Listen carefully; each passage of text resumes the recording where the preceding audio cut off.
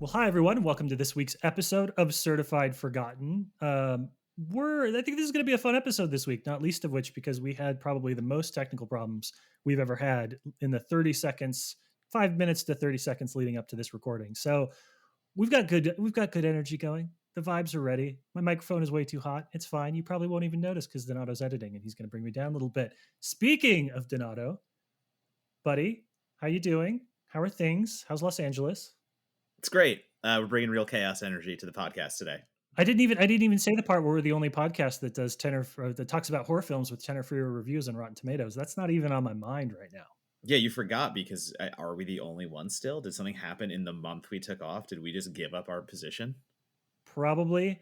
But based on the 8 reviews we've had, I think we're going to get it back pretty quickly. So I'm not worried about it. Thanks for bringing it up, though. So we've got an exciting episode for everybody this week, not least of which, and we're going to find out how good she is with compliments starting right now, not least of which because our guest is one of my favorite writers, has been one of my favorite writers for years, and I am super fucking excited to have her on the podcast. So Donato, introductions, and then more compliments, and then maybe we'll let her talk. I mean, you kind of just did it for me. So I'm going to cut right to the chase. And number one, we already had this person on the website writing about Hagazusa, Mr. Monagle's favorite, or one of Mr. Monagle's favorite films of all time. So already she is just a step up just for doing that. In any case, you know her as Meg Shields, and you know her work on sites such as Film School Rejects and other places and podcasts and things like that. So, Meg, welcome. Thank you. Hello. Howdy. So, Meg, I'm going to another compliment and then we'll start with the show. I consider you to be, if there are cohorts, right, like graduating classes in film criticism, I consider you to be kind of like the cohort that I came in with because we were both writing for Film School Rejects around the same time.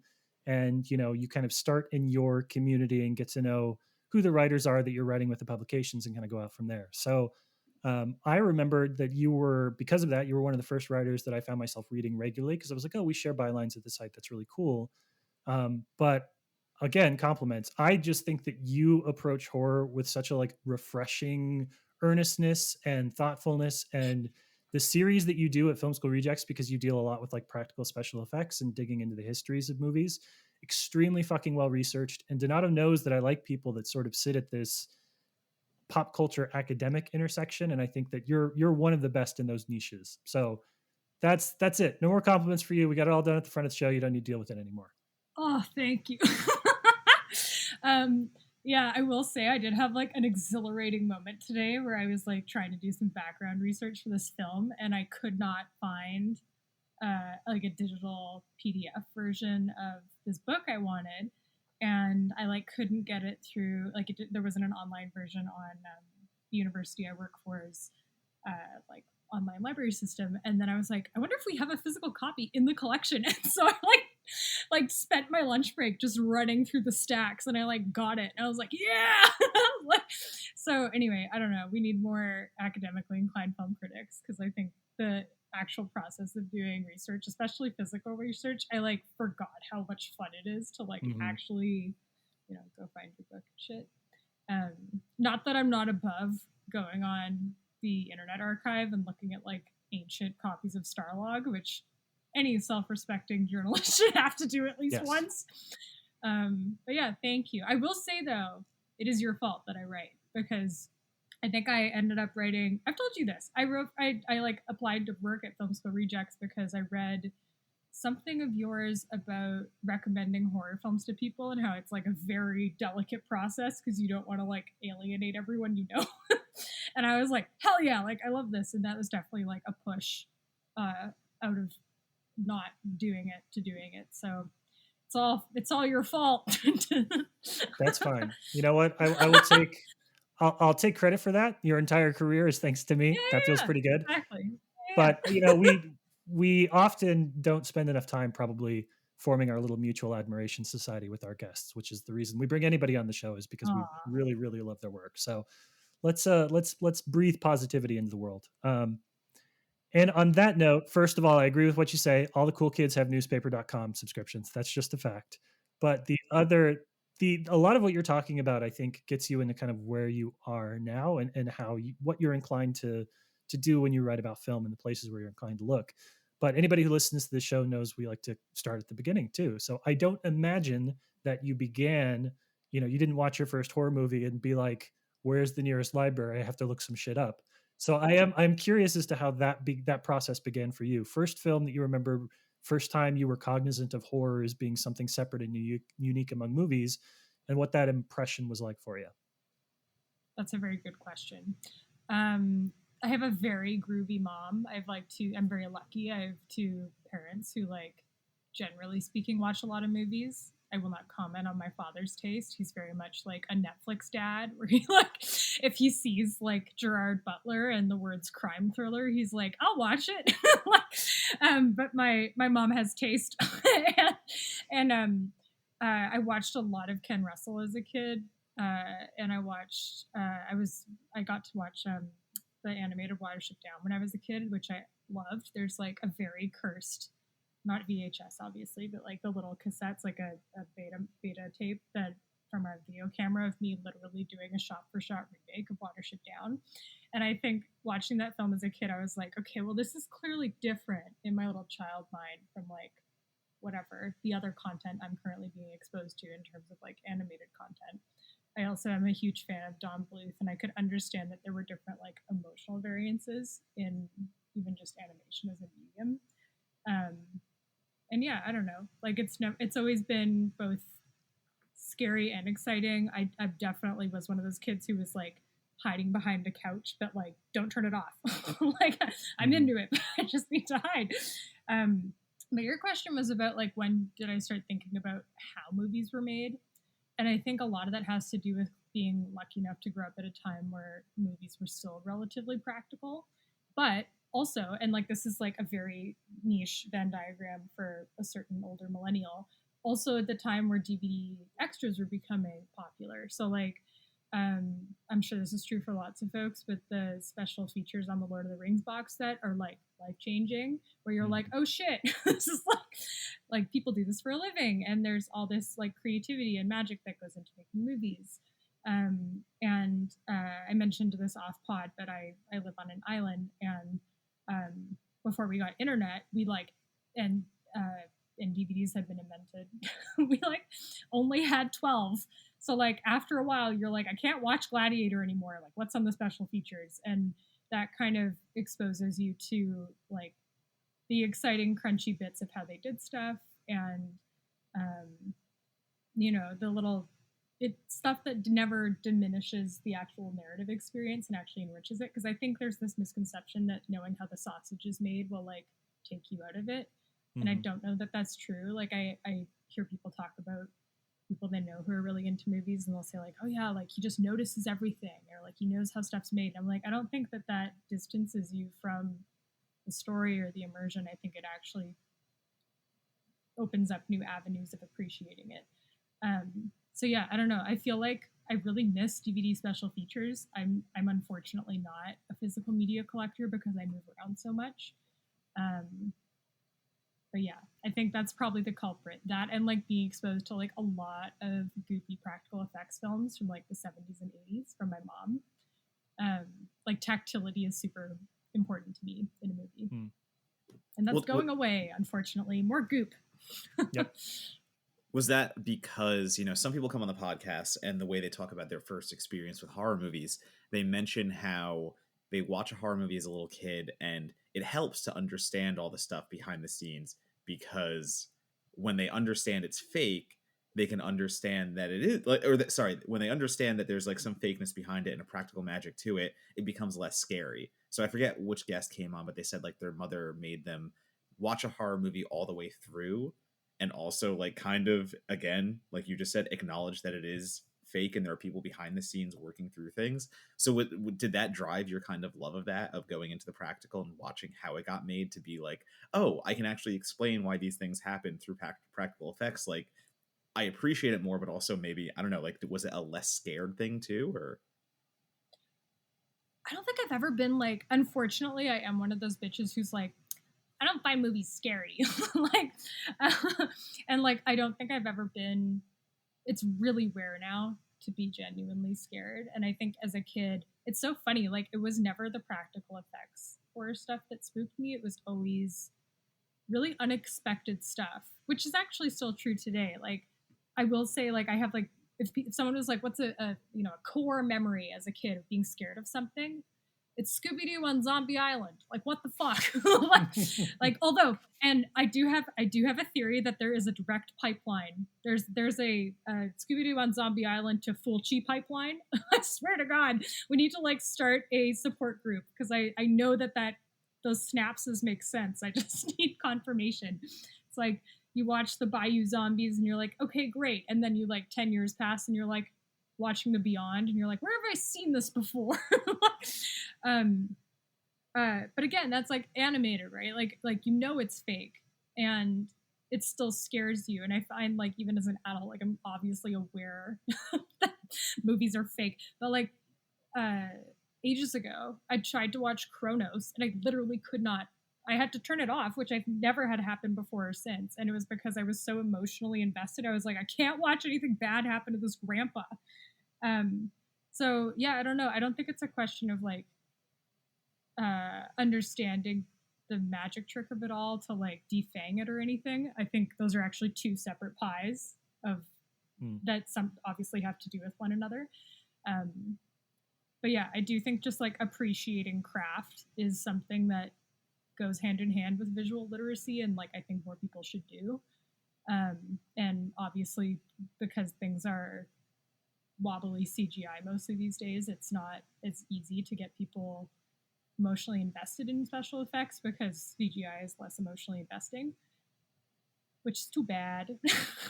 Again, this is my political platform, is more goop 2023. Well, and we won't talk about it yet, but the movie that you've chosen is a prime candidate for that particular race. Yeah. Let me ask about your personal preferences in horror, because I think anybody who has even a glancing awareness, like glancing knowledge of you, knows that like nunsploitation has and always will be kind of your thing, right? That's like that is the niche. If every film critic has a niche that only they own, nunsploitation belongs to Meg Shields. So I'm curious when you like what drew you to that specifically, but also to like the other types of film and horror that you love. Was there just like you would watch stuff and stuff would pick with you? Are there certain themes in those type of movies that you found resonated more for you over the years? Like what kind of we'll anchor it in nunsploitation now because I love that particular subgenre. But like what made that something that you were like, this I'm gonna put my little flag here and this is gonna be you need recommendations or have questions, come to me. I mean, I think what's fun about nunsploitation is for the most part it's punching in the right direction. Like I'm speaking to you from Canada, where our relationship with the Catholic Church is like not great. Like this will date the podcast obviously, but the Pope is literally like coming to Canada this weekend to like apologize for residential schools, which like I don't know if an apology will be enough, my guy. Right. So it's just like I think the Catholic Church is such a good fairground for, twisting stuff and subverting things. And there's such crunchy material in terms of just Catholicism being the gothist religion. Like the decorum and ritual of it all. I don't think you have to be a religious person to find that just like aesthetically intriguing. And then it's also fun that they're mostly films with and about women. Like that's fun. Like I know horror is an especially friendly genre to women. Like we get to be protagonists more so than in other genres. But there's a lot of nunsploitations where nary a man can be found, and that's great. And they're also just really goofy. Like there are serious ones that get Oscar nominations and stuff, but there's also like bottom of the barrel. Like you can kind of I don't know how to describe it. Like most supernatural Italian horror, you know what you're going to get quality wise. Like they're all pretty much going to scratch the same itch. But with nunsploitation, you can really just like cast a wide net in terms of quality, which I say as a positive. Yeah, I don't know. I don't like there's something for everybody. maybe not like really. Actually, that's not true. I'm sure there's devout Catholics that find that shit like super scary and confirming of their faith. I had the pleasure of showing my mom The Exorcist for the first time recently. She'd never seen it, which is embarrassing for her. And I had to explain to her that it was just like Catholic propaganda. And she was like, "What do you mean?" And I was like, let me explain. Like, so yeah, I find that it's very funny that like nunsploitation is like both pro-Catholic and also subversive of like things that are considered literally sacred. So I think that's fun. So yeah, that sort of kind of like use for horror to say something is interesting. Like even if something is especially goofy or whatever, not executed well in scare quotes. I think something that horror does that other genres can't is use metaphor and illusion to make broader, stickier, uncomfier points, which is like probably why it doesn't win Oscars. Because like the Academy doesn't understand how metaphors work. Like you literally need to have thesis statements in movies for them to win an Oscar. Whereas I don't know, I keep bringing up Fulci, but Fulci's like, I don't know, what about this? Like it's just like a spider crawling across a skull. Like, so yeah, I don't know. I like that horror can dabble in things without really needing to say them. Highly recommend watching your favorite international horror film without subtitles. I actually think that's like a super fun experience. I recently watched The Church by Michele Soavi without subtitles. You didn't hear it from me, but there's a very good scan of 16 millimeters of it on something that rhymes with lutube.com. Should still be there. There's no subtitles though. But yeah, I don't know, the kind of rhythm, the way that horror can have a narrative rhythm without needing to have lots of exposition, I think is pretty special. So I do gravitate towards those films. Not that they don't have plots, because I think that's not fair to those types of films. Yeah. That's a little inside baseball as to some drama, very micro drama on Twitter yesterday. I don't know if you guys saw Letterboxd like posted. They were like, these films have just vibes, no plot. And it's like, I don't know about that. Like, We were too busy arguing about the guy that was ranking Jordan Peele movies yesterday. So I don't think anybody had time for has there been more two delicious controversies. Schadenfreude? Like, yeah. Oof. Well, I like what you said, Meg, because I mean, you know, I have with Catholic films in particular, I think that there's a unique, like, Catholics are weirdly obsessed with their own religion, and I say this as the son of a Catholic deacon, so I get to say I get to say this. Catholics are weirdly obsessed with like movies about their own thing in a way that doesn't, you know, you think of like faith-based films that are sort of providing safe narratives to evangelicals, but like my parents, my mom is the retired religious ed instructor in my hometown. My dad is the former finance director of the St. Paul's Catholic Church, and he's a ordained deacon in the Catholic Church, and they watch evil and they watch horror films, and there's just like I don't know, they're like, they get into the pulpy drama of all sides of Catholicism, and I think that's always been something. I hadn't really thought about it until you mentioned it, but I think that's something I like about Catholics is Catholics like their own dirt in a way that I don't think that other Christian religions do. Like Catholics like The Exorcist, Catholics like nunsploitation. They'll dig into that. They may not approve of it, but they're gonna fucking watch it. Whereas I don't know if others do it to the same degree. Yeah, and like we can blame the Catholics for many things. They have sinned greatly, but like you can't fault them for aesthetics, in my opinion. Like I just love a gaudy religion, like Gaudy, like hell Correct. Yeah, a gaudy, godly religion. To be fair, that they have sinned, but they asked for forgiveness, so it's cool. They're good. It's all good. It's all good. Absolution, 10 Hail Marys, and then Our Father. Cool, nun stuff. I dig it. We have kind of talked about like what you're drawn to and kind of how you got there, but I know that like there are people that listen to the show that are, you know, we've had people that are fans of the show that are like, oh, I want to pitch for the first time ever. I want to like pitch something to you, or I want to like think about writing. I feel like maybe I have something to say, which is always one of the best compliments you can get when you work in this industry.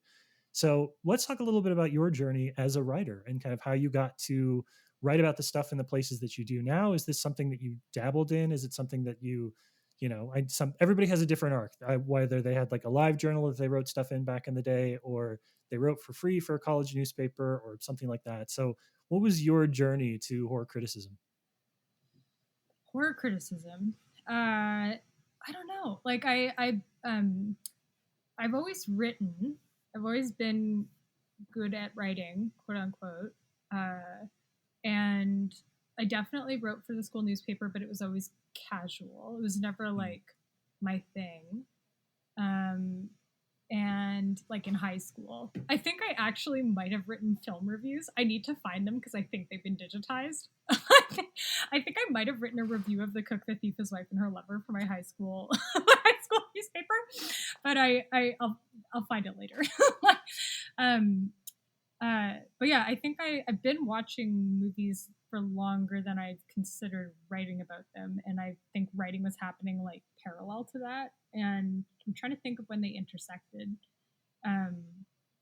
because I did a liberal arts degree, and that was actually the biggest struggle when I did end up writing, was having to untangle all that academic language from how I write, because it really messes you up, and you're like, oh, I don't actually know how to write for people normal people Right. Anymore. So that was like a huge unlearning process. Yeah, you're writing for more people than your advisor. Yeah, or just like learning how to write normally, because I think sometimes, and like I actually think this is something that especially the humanity, actually no, every discipline should probably learn from this. Like if you can't interpret your work to the public, there's no point in you doing it, in my opinion. Like I think you should be able to clearly, succinctly explain what you're doing to people, or else it's probably bad work. Especially humanities. Like I find you get a lot of word salad sometimes from like, I don't know, philosophy PhDs, and you're like, what do you study? And you're like, I guess evil. But yeah, I don't think it was like gradual. I think literally like when I graduated from my undergrad, I wanted to, my day job is I'm an archivist, and I wanted to test the waters to see what working in an archive was like before I spent all that money on grad school. And so I went and worked at a Holocaust education center in 2016, the year that Trump got elected. And as you can imagine, this was a bad call on my part. And we got like multiple bomb threats. It was like definitely a time to be working in a Jewish cultural center. Like bomb threats even in Canada. Like we weren't in America. It was so nuts. Right. And anyway, so like I was doing that. I was like digitizing Holocaust records, transcribing survivor testimony. I was like, this is a lot. I was like, I think I need another thing. And started writing at Film School Rejects. And it was very bifurcated in my brain, and like the day job and this other thing where my energy was going. And it was only after those muscles kind of built up and there was less learning happening of like, how do you actually write for the internet? How do you like make a title that people want to read? Like that kind of shit. Like once that all became just passive and I could actually focus on the writing, it was easier to kind of identify what I like to do. So writing about practical effects, highlighting other folks' work. Like right now, I've been highlighting video essays that people have been doing for like almost 2 years, and it's so much fun to just like point at other people's work and be like, "This is super good. Please go read this or listen." So yeah, I don't know. It like that was the journey. Yeah. There was no like aha moment. It was more just it happened that way. I was gonna say, for me, it's always interesting to hear, and especially like sitting here and listening to you and Monocle talk. Like, I'm not getting involved that much yet because you both have the academic background, where like I came into it not academic. Like, I was a business major who stumbled into writing online. So like, I always learned how to write by like gearing myself to write online and doing it that way. And like, it just is so interesting to hear the academic side of it and hearing like as good of as a writer you could be, like for your professors and stuff like that, having to go to like a general audience. And like I feel like that translates right into, you know, maybe if you start writing for multiple outlets and it's like, okay, IGN has one style guide and like I have to write for this audience, and over here film school is a completely different audience. And you forget about how intricate it is and how every site has its own audience, and how freelance writers aren't just writing to, you know, like you both said before, like I'm not just writing to write for one person, whether that's me or a professor or something like that. Like you have to keep the audience in mind, you have to keep all these things in mind. And it just is like, I think people might forget that they just might think it's like words on a page and you do the same thing over and over again. But like, it's so intricate to say, no, this assignment for one site, this assignment for another site, that can be totally different tones, text, everything about that. And, you know, it's just interesting again for me to hear that like the academic side of it was a little bit like great to learn on, but then all of a sudden you had to like unlearn certain things. Oh, sure. Like I remember in the early days, like I'd use a word and be like, actually, I think that word is not helping the sentence. Like, I think, like that actually is not serving the sentence at all. It needs to go. Yeah, I think the like question of developing a voice too, which is such a like, I don't know, when you read it in a style guide or like in a whatever onboarding email, you're like, like it's kind of like, I don't know, repulsive as a first time writer, or at least I found it that way. I was like, what do you mean? But it's almost like someone calling out your accent or something, where you're like, I don't have an accent, and then you're like, oh, I definitely do. Like, and then it just gets stronger, more insane over time. Yeah, I think the flip side of that, and Meg, I feel like you and I mean, yes, we come at writing from academia, but we aren't trying to make a go of it in academia, Oh which no, allows us, we are reformed. We are yeah, lapsed academics. we both get to be chill about it because everybody I know who is out there looking for adjunct positions has gone affectionately. They've all like they're wrecked. All of those are Oh, like oh yeah, I don't want destroyed that human life. beings. It's Mhm. not for me. So we get to kind of we get to be chill a little bit about it. But this is something that I brought up on the podcast a couple of times before that I think Meg you'll probably appreciate is it's interesting to bridge the world in the other direction sometimes because there are a lot of really good film critics, popular film critics that I think sometimes think that they're reinventing the wheel. And it's always not, like go on to academia.edu and search for any film you want. And I always say this, I guarantee you the best piece on any movie was probably written at the end of a class. One person read it. It was like the person that taught the class. And like it's only ever been read by two people and lives on like a Google Drive somewhere labeled writing samples.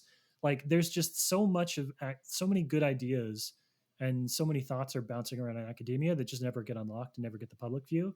So I always am part of the reason why I'm so excited whenever I see people that walk those worlds is because I want to unlock a little bit of that. Like there's so much Mm. good writing in academia, but writing in academia is so often written for like the four people in my peer review class and my advisor at the end of the semester. When if you provided a different version of that to a wider audience, I think they would be super, super into it. So that's part of it too, Totally. is it's not just about like how do I adjust my writing for popular criticism, which I think is important in a process we all need to go through. But it's like, how do I encourage? Because we always bitch and moan about like, oh, modern audiences, they're not literate in media. I'm like, well, that's kind of fucking our job to teach them how to do that a little bit. Yeah. So we need to get better at like bringing them halfway and then escalating that, giving them new opportunities to push themselves a little bit once we feel like we've covered kind of the basis. I Which will is say why, though, like yeah, I think like like wrenching the academy out of the way you write doesn't necessarily mean you have to dumb down the way you write. It correct, just means being clearer.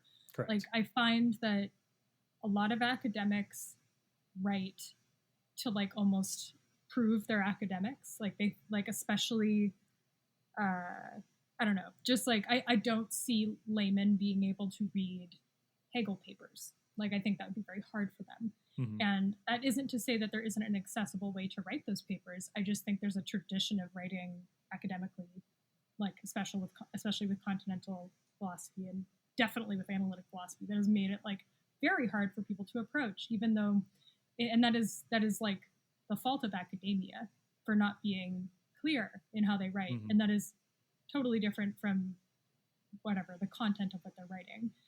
Um, I know that was definitely like the fulcrum point of ripping the academia out of how I wrote. Is I was like, oh, I'm there's a way of saying this exactly the same in a way that is actually getting to the point a lot quicker and leaves room to be able to do other stuff. Um, does that make And sense? it does. No, it definitely does. And I think there's a piece of that too, which is worth acknowledging, is that like when you write in a cultural context, you also sort of adopt versions of SEO best practices. And I know Oh, that totally. for a Yes. lot of folks that feels like a dirty word, but like for me that just means okay, I write shorter sentences than I used to, and my paragraphs are shorter than they used to be.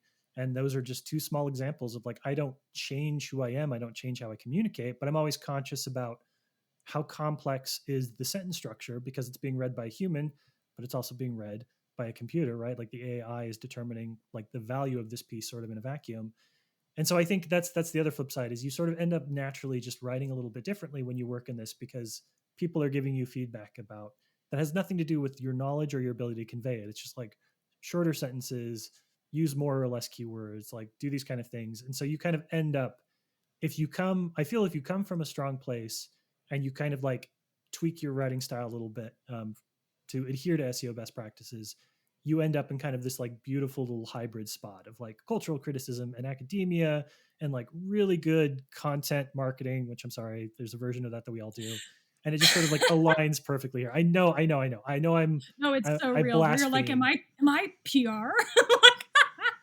I know. I am the only person in the world that like completely embraces the gross content marketing side of film criticism, because that's part of it too. And so yeah, Are you kidding? I that's like one of my favorite parts of being a film critic is like when you see something that rips, being like, how do I get as many eyes on this as possible? yes. Like, Yeah.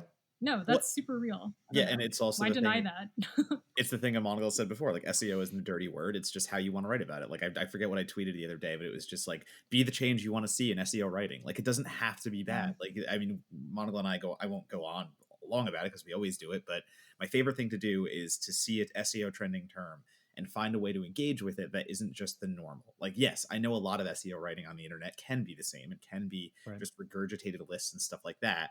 But that's my challenge at that point. My challenge is to take that and make it something interesting and something new and fresh. And it's like, I keep pointing at articles that someone's like, oh, that was a really good article. And I'm like, yeah, that was an SEO piece. And they're like, what do you mean? I'm like, look at the title, look at how I was able to manipulate the title, and then look at the content in between. It's like, there are so many ways to get into that. So yeah, it is not the dirty word we think it is. And I like, I just laugh whenever it becomes the thing of like SEO is killing writing. And it's like, well, I mean, if you treat it differently, it doesn't have to. You can be that person that makes SEO writing the next big thing. Like, yeah. Have you tried not being a little bitch?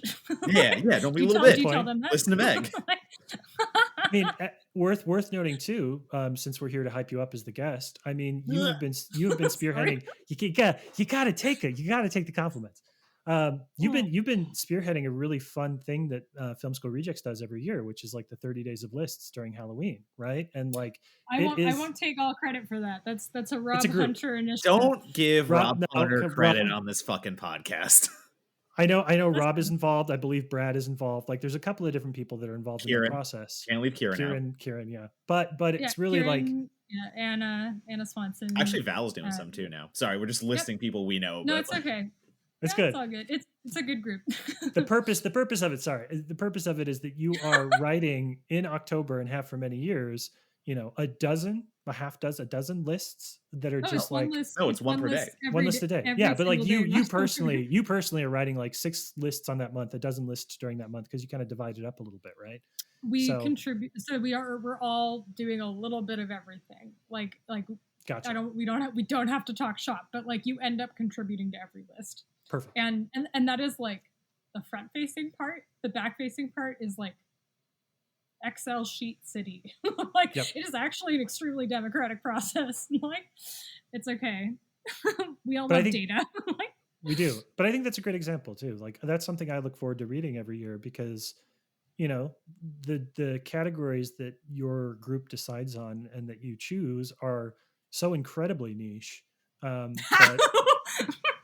Like, they are like a lot of the, you're talking about specific types of like horror, specific like subgenres or holidays in horror. Sure. And I love it because it's an opportunity for folks, if you're going to be like 20 great horror films to watch this Halloween, like, hopefully people that are reading this kind of stuff don't need that they kind of know the basics. They know which ones they can pull from. What they really need is somebody to be like, the top 20 nun horror films to watch this Halloween or something like that. That becomes an opportunity for them to really get value from that piece in a way that just like, what are the top ranked films on IMDb and what is the AMC 100 movies. And there we go. We're just going to write a paragraph on each of those. That's bad SEO. What you do is good SEO. I wish I could say that we're thinking about SEO when we do that, but it's mostly just all of us individually going, what haven't we done yet? I'm going to petition Hunter this year to let me do a guest list on the top 20 Reds in horror. Yes. You'll have to wait till next year. We've already this year's already been signed, sealed, and not delivered, but soon. That's lunacy. I mean, it is That's crazy. fantastic. The undertaking you guys You take. try herding cats that all live in different parts of the world to write that many lists. You have to start in August, man. I tried to podcast with Kieran and Rob, and that was hard enough alone. So I understand. Good luck. Yeah, it's taken like 4 years to like kind of get a bit of a flow down with that work process. Like, Nice. Yeah. Well, speaking of herding cats, I think that's a perfect segue for this film about herding mice. And see, it's HURTING, hurting mice. It's sort of a great. yeah. It was pretty good. It was pretty good. So we're going to take a quick break, and when we come back, Meg is going to explain Brad Dourif to us. We'll be back in just a second.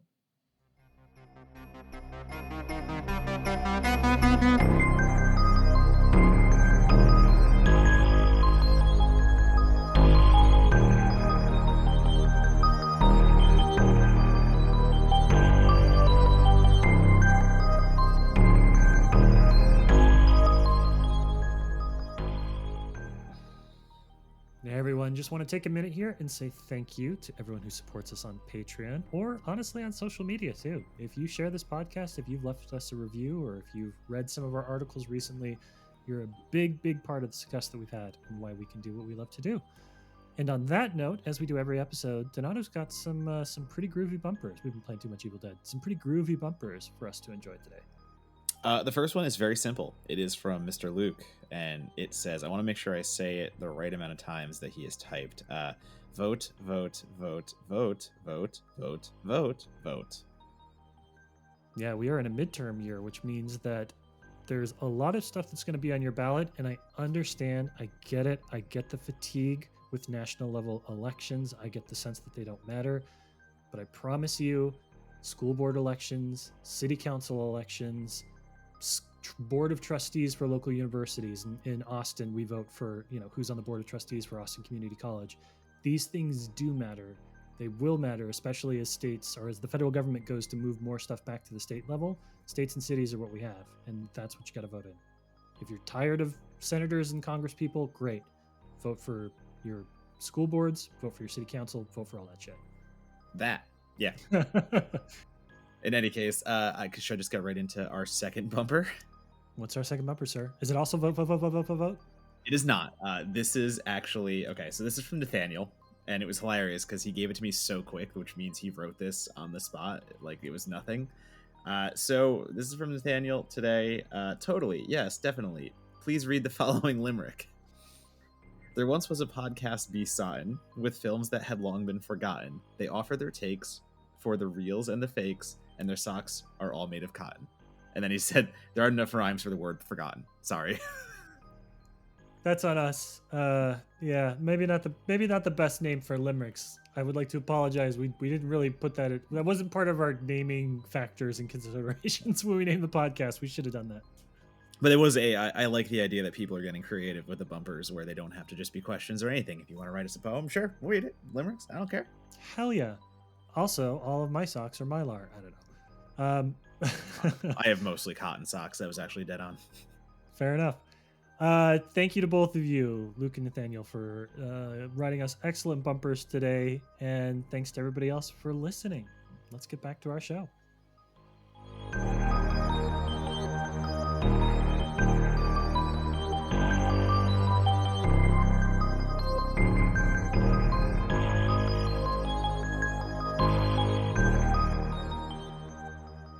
All right, welcome back. We are here to talk about a Stephen King film. I think maybe the first Stephen King film on the podcast, if I'm remembering correctly, technically. Really? I think so. His movies are pretty popular. No one's been like, time to champion the Tommyknockers, baby. Nope. And I think the Tommyknockers actually has more than 10 reviews on. Oh, did you know? Also, I checked. We can't even get started. I love it. No, we're not allowed. I checked the Rotten Tomatoes for Graveyard Shift, and it lost a review. It used to have 13% and 8 reviews, and it now has 0% and 7 reviews. So someone rescinded their review. I need you to go on the Wayback Machine and figure out who that was. I didn't know you could do that. I don't know. Yeah, you can like Someone if was you're a supposed to hold the single line and they left. Nope. if you're the single approved Rotten Tomatoes critic and you have access to Tomato Meter, you can delete your review. So somebody literally was like, "I'm the only positive on Graveyard Shift." No, I can't be. Bro, so shameful. If I find out who it is, I'm going to publicly shame them. You should, but also, I mean, it could be less malicious than that. It could just be a website that went under. Do The blurbs stay there still. I was gonna say, I think you have to delete it. Yep. I think Oh, it really? has to be a Okay. decision. Okay, all right. Some Well, coward regardless, out there. the film, it's a Graveyard Shift is a film with 7 reviews on Rotten Tomatoes, so it falls in perfectly underneath our window. And I prepared the following brief description of the movie because this is a movie that has an intricate plot that needs to be understood and digested. So see if you can follow along. Graveyard Shift is the feature film debut and feature film swan song of director Ralph S. Singleton. Based on the Stephen King story of the same name, Graveyard Shift follows a drifter who stops at a New England textile factory to pick up a few weeks of work. Under the watch of the cruel foreman, the drifter and several other model employees are tasked with cleaning up the mill's sub-basement and the thousands of rats and one inhuman rat monstrosity that calls the sub-basement home. The film cost a surprising $10 million to make and earned just north of that at the box office, making Graveyard Shift an easily forgettable film for even the most die-hard Stephen King fans. Now, that's my lead-in, but to refute that last thing that I just said, we've got Meg Shields, and Meg is going to explain right now why you should pause this podcast and go out and watch Graveyard Shift. Go. Listen, I got 3 words for you. Production value, baby. I don't know. Like, for me, this film, like, okay, I'm gonna bum a term from Adam Neiman, but like, anything shot on film looks like a fucking Rembrandt compared to anything shot on digital. And I think it's the Screamer, it might be the Shout Factory DVD. It just looks so good. And it lets you see all the goop, all the wet rocks. Like, I don't know, the way the factory is rendered, that was I think that might be the oldest textile factory in the US. It looks so good. It looks like such a sweaty, I know exactly what that place smells like. And the kind of like, it's cool. I love the way how the deeper they go and you're just like, I don't know where we are anymore. Like, and it just becomes this kind of like Lovecrafty and just like expanse of like just rat shenanigans. I love that they built a textile factory on a river, which makes sense. You later learn that they had like hydro machinery underneath, so like obviously there'd be a river, but then some moron was like, and let's put a graveyard next to it. That'll be great. Like, I don't know. I love how it doesn't explain anything. How there's like so much like it's like it moves so fast. Like the thing is, people are like, you cannot fault a movie that understands pacing. Like this film just zips along, in my opinion. I also think, why must a film be good? Isn't it enough that there's a big, disgusting, goopy rat and the best main accent ever presented on the silver screen? Also, my friend from Maine, Anna Swanson's delightful partner Ben, is from this part of the US and says that there are people who do sound like that. Like, it's not that it's inaccurate, it's just insane. I don't know, man. I love this movie. I think so it followed Creepshow 2. And Creepshow 2 is fine. We love the raft, a great segment. But other than that, it's whatever. And what's interesting is that it was greenlit off the success of Pet Sematary, which was, like, I know this is hard to believe, but it was very serious, restrained, like, took the genre very seriously, more drama than anything else. And people were like, this is the direction horror is heading as we get out of the 80s with all of those goop monsters and practical effects. And I love that Graveyard Shift was like, absolutely not. We are going back to the goopy monster. We are going to play the Beach Boys over rats being water blasted through a corridor. Like, fuck you. We're going to be goopy and funny and we don't care. I don't know. I just love how much fun this movie's having. I love how disgusting it is. It just looks so sticky. I love how much fun, like Brad Dourif knows exactly what movie he's in. It's so insane that both this movie and Arachnophobia came out the same year.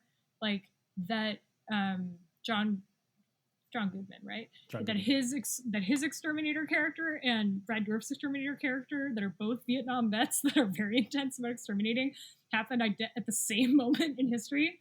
It's so funny to me. I don't know what's not to love, to be honest. There's a rap at the end with lines from, it's not even a rap. Yep. It's like a Spoken modern word.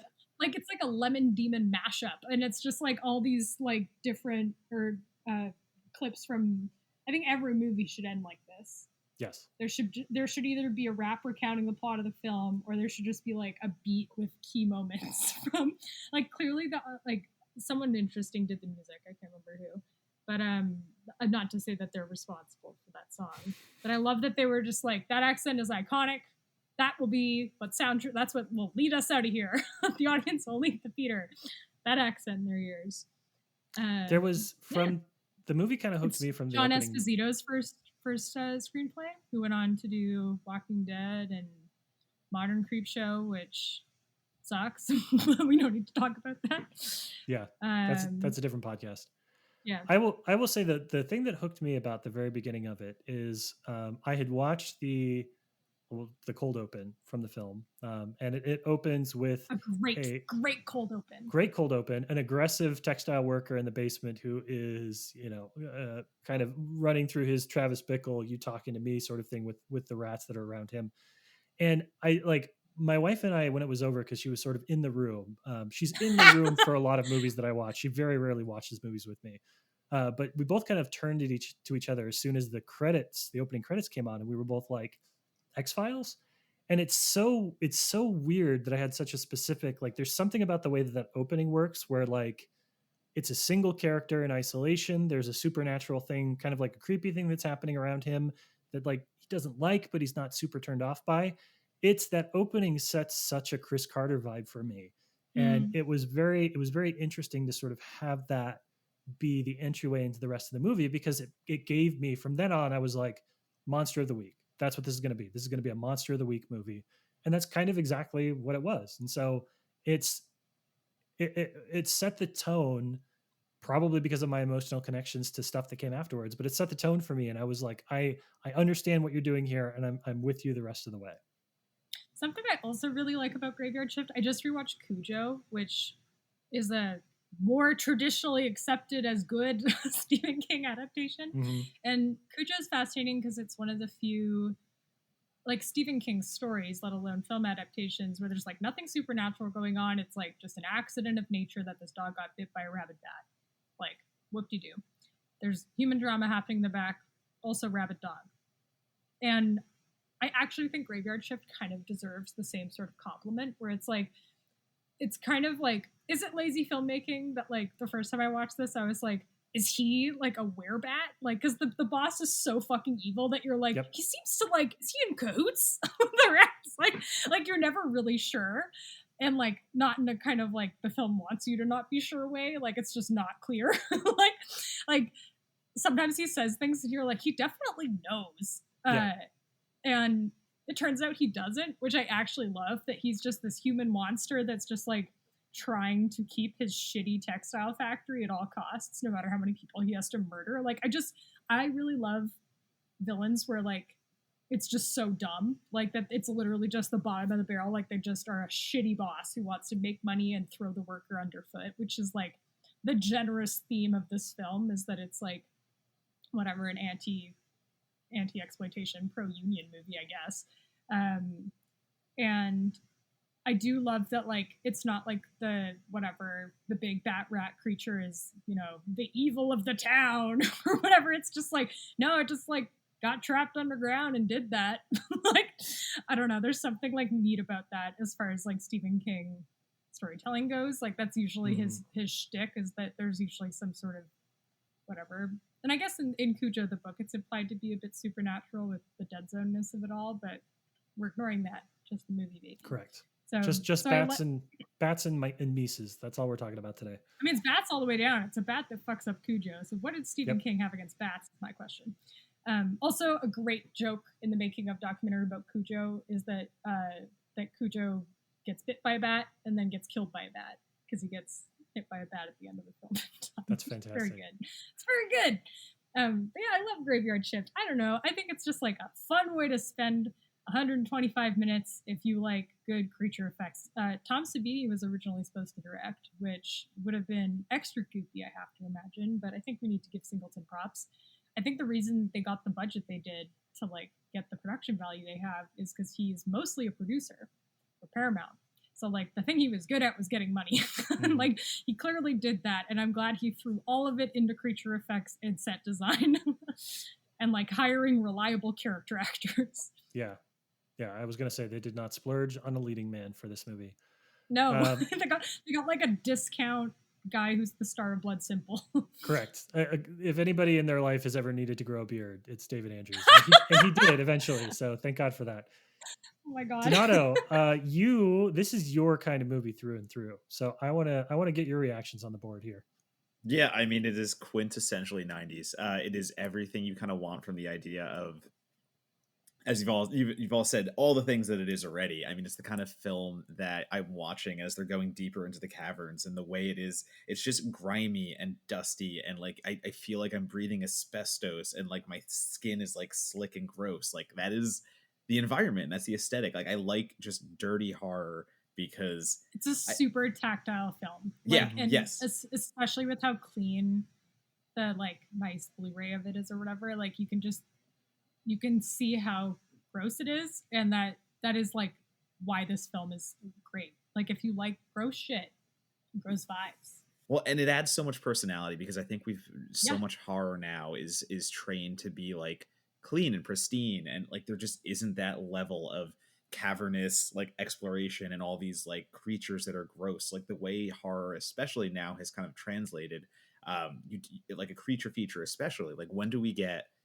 a creature feature that is simply about the creature? There is no trauma involved. There is like nothing about this. We're just getting and I don't mean to say trauma as a buzzword. Sure, but, no, I got you. Yeah, but yeah, but I was gonna say it's a buzzword, and like I just saw 2 shark movies this year already that start with like unfathomable atrocities to the people just before the shark attacks even happen, because we can't just have a shark attack movie. It has to be about PTSD and all these other things. And it's like, but I just want a shark movie. Like like simplicity is so key, and the way that like Graveyard Shift does it, is it goofy and over the top and like maybe playing its comedy a little too much. That's what makes it good.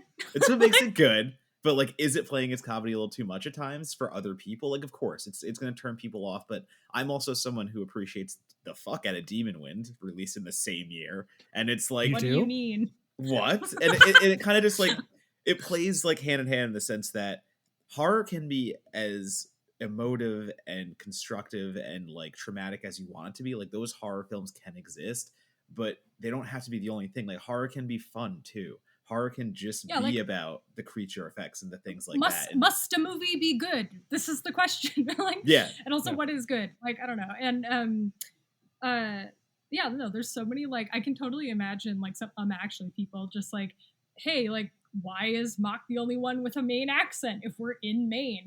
Like, that's weird. Or like, wow, that relationship came out of fucking nowhere. It's on the cutting room floor. Also, there was like that. All those scenes got cut because Singleton was like, nah, people are here for the rat. And he was right.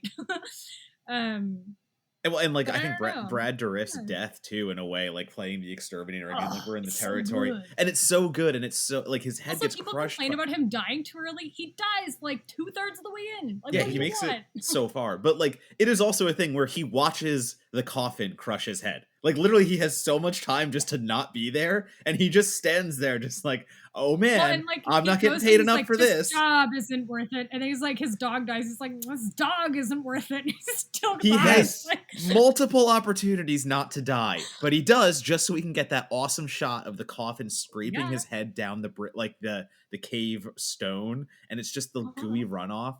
Also, I think the one death that I really like, and it's not even the most graphic, I don't think. But I forget so Brogan. Like Brogan is the maniac who uses a fire hose like a machine gun, and he's killing all the rats, and he dies horribly because he falls through a wooden staircase that his weight brings down, and he is already swimming around in just blood-soaked water. So the water is all dyed so red. It is so murky. That is the thing bloody. I do love. I do love a blood lake, like a surprise blood lake. Like blood lake is amazing. Like, Phenomena has a good, I guess it's not blood, Megget Pond. Like, Descent has a great blood lake. More blood Descent. lakes.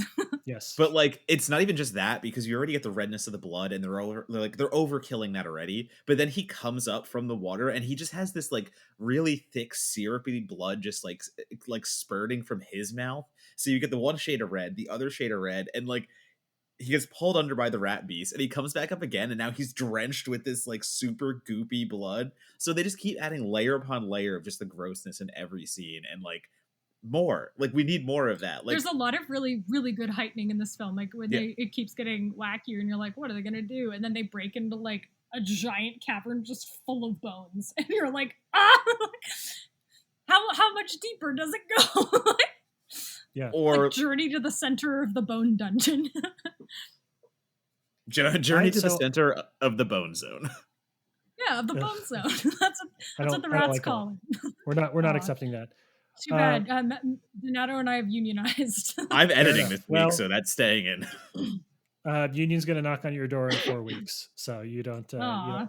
Sorry, if it was good Damn enough it. for John Hall, it's good enough for you. You guys have talked about a lot of stuff that I want to throw my 10 cents in. I will say the two Only things. 5 cents. Great. That's all I have. I just have a Buffalo nickel. The two things that I want to add are one, I love what you guys were talking about with regards to trauma, because we've gotten to a point, I think, in horror where anytime they're like, is it a monster or is she crazy? I'm like, please be a monster. Please be a monster. I cannot deal with another like repressed trauma, like schizophrenic story arc. I'm just like, I'm over it. It bums me out that I've gotten to this point, because that is my jam more than anything. So when It also feels not to like cut you off, but it No, good. also it like, I mean, I'm preaching to the choir here, but like it very much feels like horror people being like, well, this isn't really horror. Like, we're not like Right. that. We're not like in that gross, icky B movie zone. Like, we're like, please give us an Oscar. Like I will never see the day, but I would love it to happen, where we get a well-respected genre film that, gets to be a genuine just genre film, and it doesn't have to kind of like justify itself. Also, sorry for the feedback. There's definitely a fairy coming. Whatever.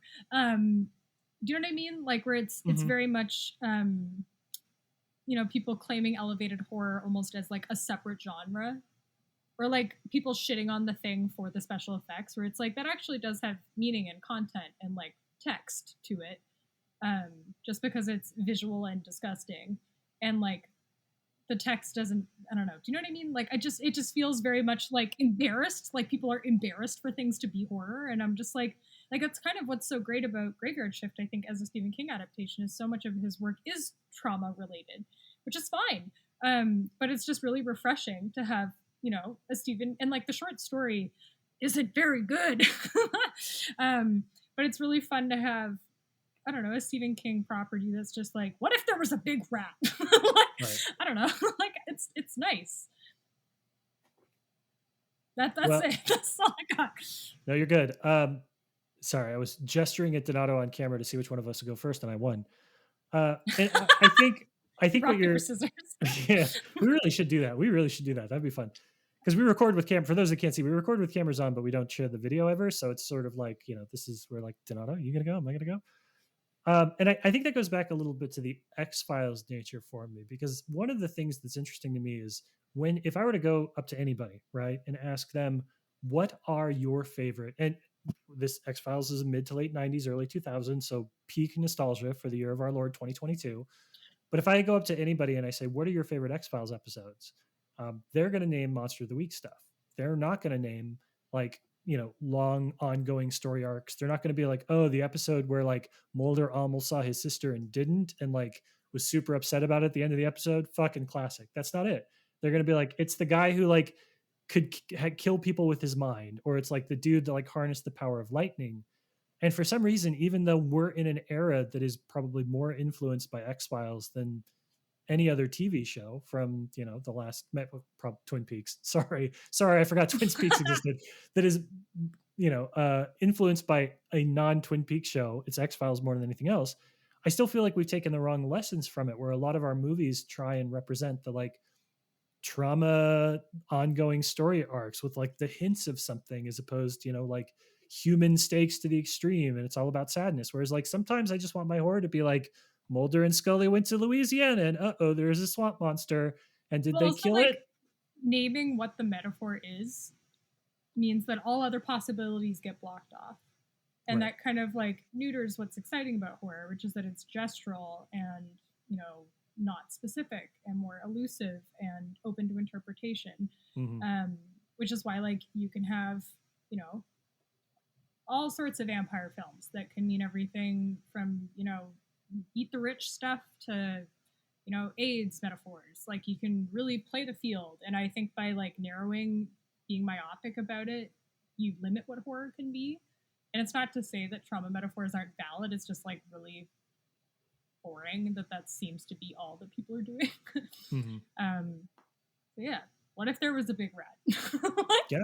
Well, I mean, like, and to stay in the era of the 90s too, I think like the 90s are a maligned genre, sorry, a maligned period of horror, and especially genres like the slashers are where they came back, but creature features especially, I think creature features and also haunted aesthetics, for me the 90s kick ass, because like the 90s is where for the creatures you get like From Dusk Till Dawn, Demon Night, like Demon Wind, like just these fucking wild ass movies that have huge costumes, huge effects, and they are huge in the sense that like you feel the atmosphere so deeply. Like they care so much to build the universe they are in, and whether that is with the monster itself or like From Dusk Till Dawn, which literally is like the entire temple and the strip club and all that stuff, like these are just sensory overload films that have so much fun. Like the remake of House on Haunted Hill still is a 90s film, and like that is to me like one of the pinnacle gothic aesthetics before we get to the 2000s and everyone starts cutting budgets and no one's allowed to like do these grand,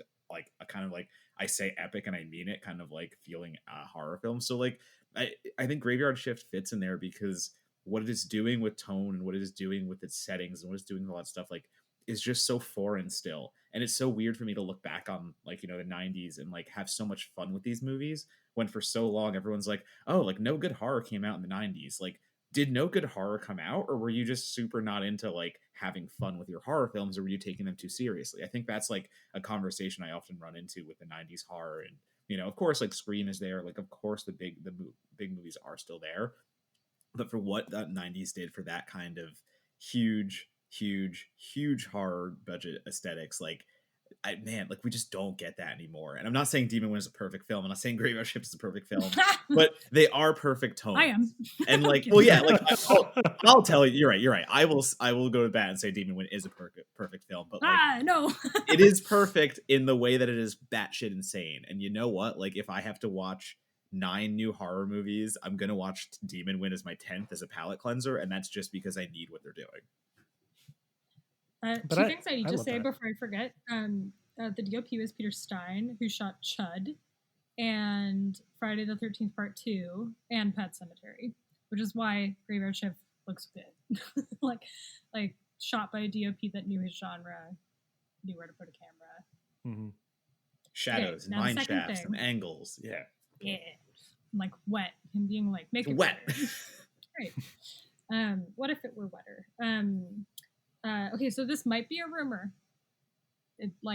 I don't have corroborating sources, but all signs seem to point towards Frank Welker being the voice actor they brought in, which I believe because that man has almost 900 credits.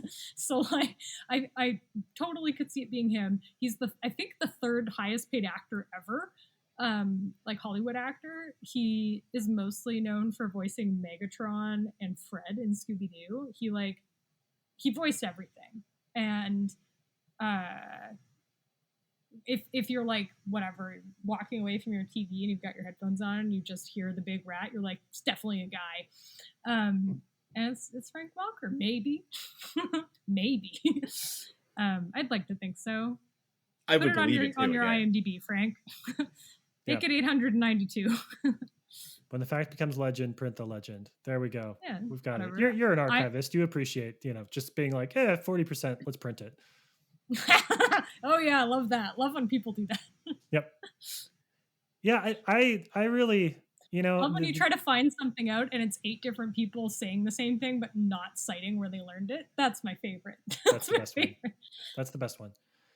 You know, I think to sort of sum up impressions on it, I mean, Meg, you led this off by saying that it's amazing how good old movies look in a world of digital creations. And I mean, I don't want to single out, you know, Thor or anything like that because it's as much of a capitalism issue as it is a labor issue, right? That like If only the there way were a these things have been movie created. with a big rat in it that tackled the themes of labor and capitalism. I will say yes. This movie presages the amount of workers that'll be burning through in these little VFX studios. But you know, it's there's a beauty in Graveyard it. Shift is a documentary about how Thor got made. Correct. Yeah, and the giant rat is Taika Waititi. I don't know where I'm going No, with it's this. Disney. It's Mickey Mouse is the big rat. Fair enough. Fair enough. Thank God. Thank God. I thought we were going to get into another Taika Waititi fight. No.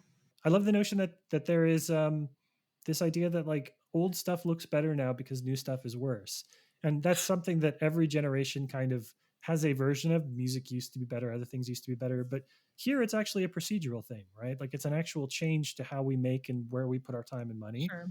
And I choose to be optimistic that maybe someday the resurgence of home video and the proliferation of 4K and Blu-ray releases of some of these movies will raise a generation that puts their money and their value into things that look like this and not the things that look like what we get right now.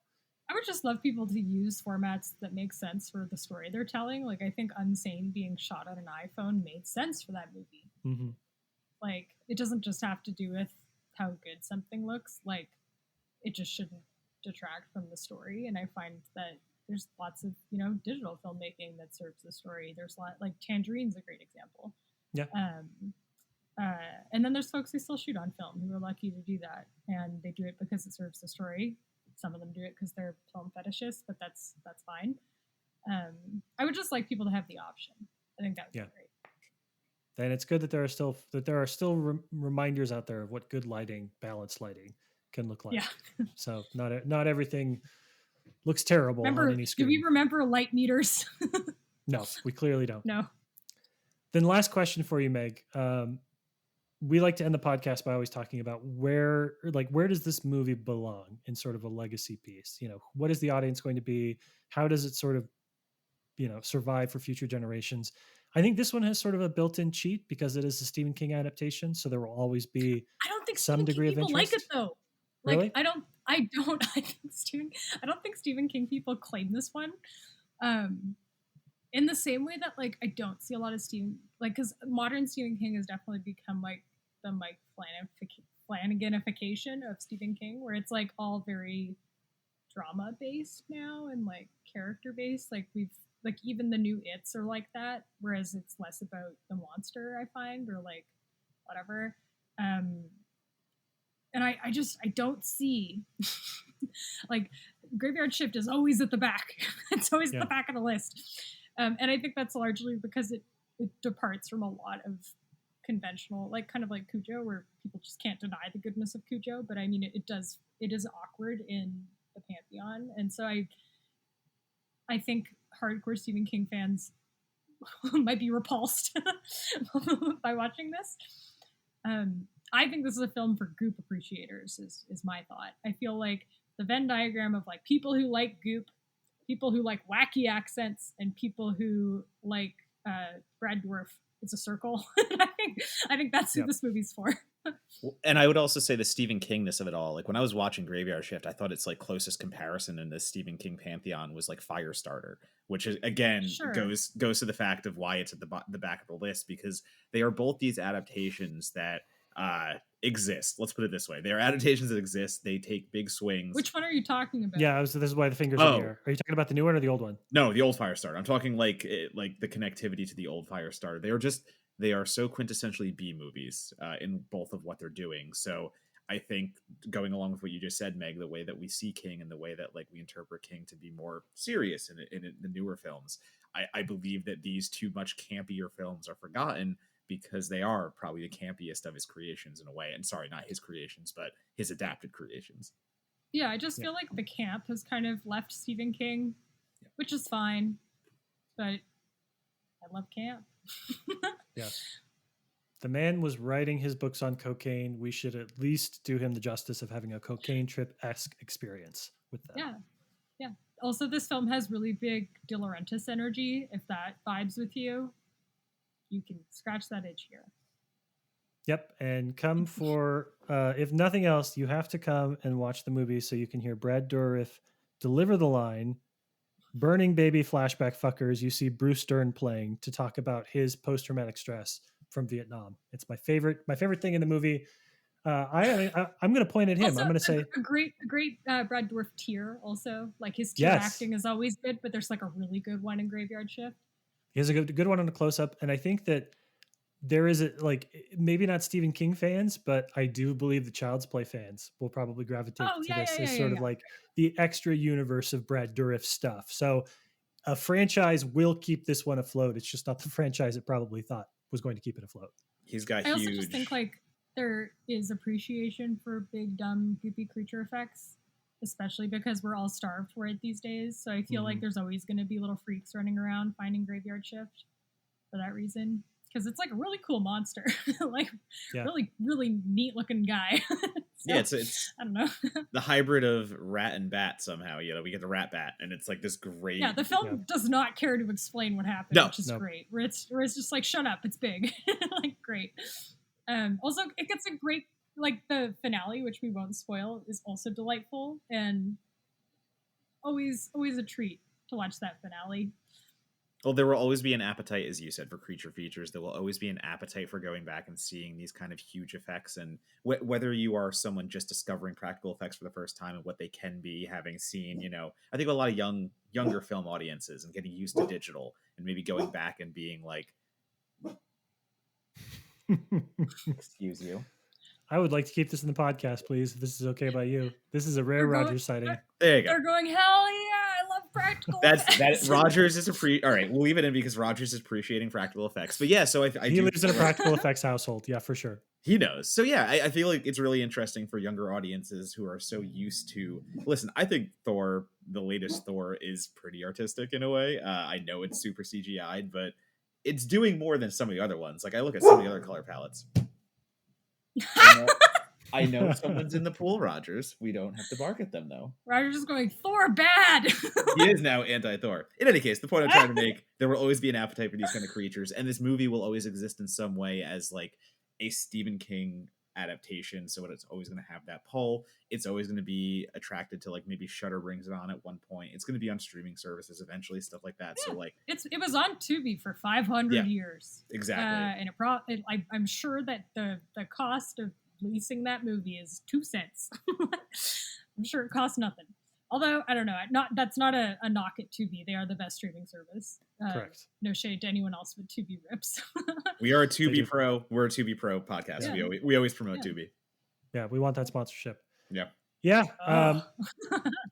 I agree with everything you had to say, Donato. I had a point that I was going to drop in at the very end. It was some sort of funny quip to bring the whole thing together, but now I'm just thinking about Rogers barking, and I don't really have anything. Maybe there's a rat in your place of living, Donato.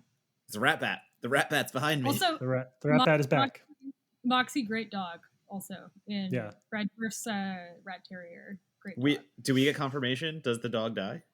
The dog does die. In that we don't know.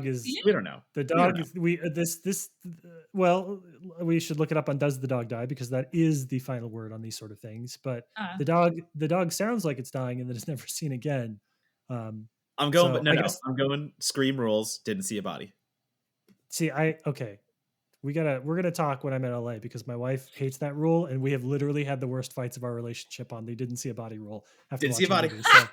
Okay, we're gonna picking up that there. Anyways, regardless, Meg, it was so good to have you on the show. Thank you for bringing us Graveyard Shift. Thank you for bringing the first King to our cast. I mean, we're not gonna confuse ourselves with the King cast anytime soon, but it's seemingly. Have those cowards talked about Graveyard Shift yet?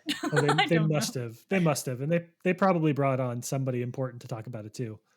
It's But I probably will like say Leonard that Maltin, who was like, I stand by it. I think the effects were bad. He that man hates this is movie. So does Stephen King. So everybody hates this movie that was around the time the movie was made. We'll put it that way. But that's okay. We but you got know it. what We other got it. Stephen King adaptation Stephen King hates? The Shining. So I think that means The Shining and Graveyard Shift are equal films. Yes. And I like Graveyard Shift a lot better than The Shining, but that's a conversation for another time. That's a spicy take from Matt Monagle. Meg, thank you for coming on the show. Please take this Thanks for having opportunity me. to talk about yourself, promote what you got coming up, things you're working on. Where do people go if they want to just sort of follow you and learn more about the things that you're interested in? You probably follow, Goop. If you want Goop and you want nuns, you can follow me on Twitter at the worst nun, and which makes sense. You can hang around the Film School Rejects Twitter to watch the 31 Days of Horror lists, which will be starting on the 1st of October. And we have a couple Make-A-Wish lists that we were bullied into voting for because they've been denied for years. So there's some weird ones coming down the pipe. And also, some bangers that have been on the back burner for a while. So we've got some good stuff for October. Nice. And Meg continues to write some of the best breakdowns that you'll find of practical effects, your favorite shots, your favorite effects in horror and other genre history. So definitely worth checking out a Film School Rejects for all of that good stuff. Donato, my friend, you are a busy beaver who has turned the internet against you. But if there what did you do? For the few folks that don't hate you right now, well, how do they follow you on social media? What did I do? I don't know. I said the original Fright Night is worse than the remake. That is a punishable offense. Yeah, I also dared write on IGN that the Resident Evil TV show is a good adaptation, and they got mad that I called out racists for review bombing it. So, they told on themselves. Whatever, okay. They can hate me. In any case, you can find me pissing the internet off on. Why would you lead with the Fright Night thing? Because I own it. Listen, I make my mistakes. I do what I do, and my opinions are my opinions, and I always defend them. So I'm just gonna put it out there. Yeah, I'm often wrong, but in my heart, I know I'm right, and that's all that matters. We stand a sincere king. That's what we do here. In any case, at Donatobomb, Letterboxd, Instagram, Twitter, all the places where I will post my reviews on IGN and things of that nature. Also, presumably, I will have Fantasia coverage coming up soon that I should probably start watching. So, yeah, I don't know. I'm going to go sleep after this. Maybe never. That's fair. It's like 8:45. Are you like a 90-year-old woman? No, I just haven't slept in like 5 days, and I still have tons more work, and the crushing weight. Sounds like that's on you. Yeah, literally. Donato somehow he works 8 hours and watches 8 movies a day, and I don't understand how he does it, but it stresses me out. He's got the Steve Buscemi eyes. He uses one eye to write and one eye doing Fantasia screeners. To see into the future. As for myself, you can follow me on Twitter at Matt Monagle, but more importantly, go check out that was too many W's, www.certifiedforgotten.com. Please go check out the piece on Hagazusa that Meg wrote that I basically bullied her into writing for us because I really wanted her to write about that film because it's an incredible fucking film. It's a great movie. And yeah, I think that's about it. My brain is starting to shut down, which feels like it's a good time to end the podcast episode. But Meg Shields will return. We'll do it Marvel style at some point. We'll have you back Bond on the show. Style. We don't need Marvel. James Bond. Thank you. There you go. James Bond style. Meg Shields will return, and all I know is that her next selection will be goopy as fuck. No, we're just gonna do Graveyard Shift again. That's the bit. So I'm just gonna make you keep doing Graveyard Shift. Oh, I love that. Let's fade this out. Okay. Goop. Is that the ASMR? We do that at the end of the episode. It's weird.